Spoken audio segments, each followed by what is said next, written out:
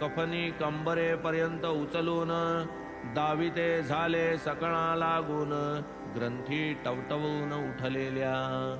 कुक्कुटीच्या अंड्या एवढे चार ग्रंथी चोहीकडे म्हणती पहा हे भोगणे पडे तुमचे साकडे मज लागी हे दिव्य आणि अलौकिक कर्म पाहोनी विस्मित लोक भक्ता लागी दुःखे ही कैक भोगिती अनेक संत कैशी मेणाहूनी मौचित्त सबाह्य जैसे नवनीत लाभे वीण भक्तांसी प्रीत भक्तची गणगोत जयाचे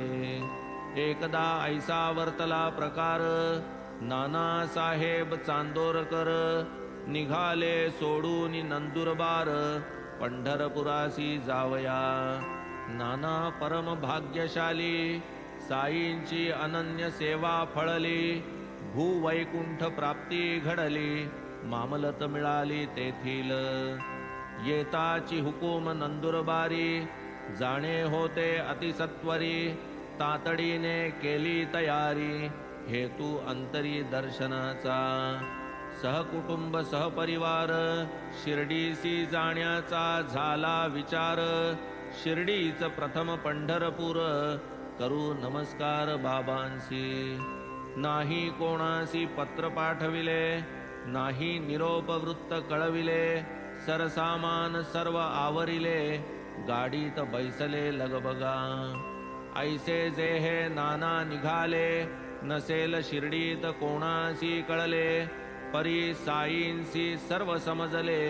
सर्वत्र डोळे तयांचे नाना निघाले सत्वर असतील निमगावाचे शिवेवर तो शिर्डीत चमत्कार घडला साचार तो परिसा बाबा होते मशिदीत म्हाळसापती समवेत आपा शिंदे काशीराम भक्त वार्ता करीत बसलेले इतुक्यात बाबा म्हणती अवघे